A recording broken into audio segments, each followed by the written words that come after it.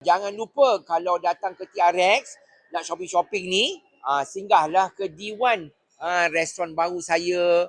It's more like a Malay restaurant and a bit of cafe. Korang tahu tak, Chef Wong baru je buka outlet ke-13 D1 1998 dekat The Exchange TRX. Dan kali ni, Kuali antara orang terawal yang sempat singgah makan kat sini tau. Baru je buka, meja dah penuh, siap ada yang beratur kat luar lagi. Kat D1 ni, highlight utama dia adalah masakan tradisional Melayu yang jarang kita jumpa dekat restoran biasa. Dari segi harga pula, memang berpatutan seiring dengan kualiti, rasa dan presentation disajikan.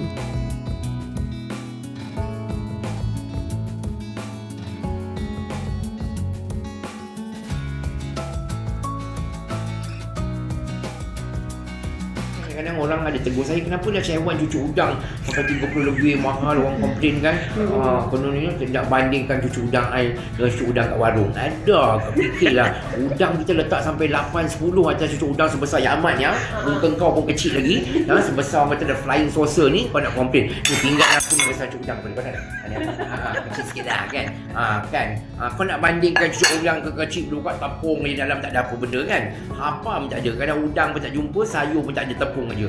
Inilah dia cucuk udang RM30 tu. Bila tengok saiz besar macam ni, udang pula bersusun, memang padan lah dengan harga. Dipadankan pula dengan cili sos dan kuah kacang istimewa. Memang menjilat jari. Sajian berat lain seperti mi rebus, soto ayam, pelbagai nasi lauk pauk menyelerakan pun ada. Yang Kuali cuba ni, opor kambing bersama nasi minyak badam. Daging kambing dia lembut, rempah opor dia meresap sampai ke dalam. Rasa lemak berkrim tak muak, memang ngam bila makan dengan nasi minyak. Mi rebus dia pula, kuah pekat, rasa daging tu menyelah, padu cukup seimbang, manis masin lemak. Pemanis mulut dia pun tak kalah, antaranya sagu gula Melaka dan pulut hitam. Paling best, semua hidangan dihias cantik ala fine dining gitu.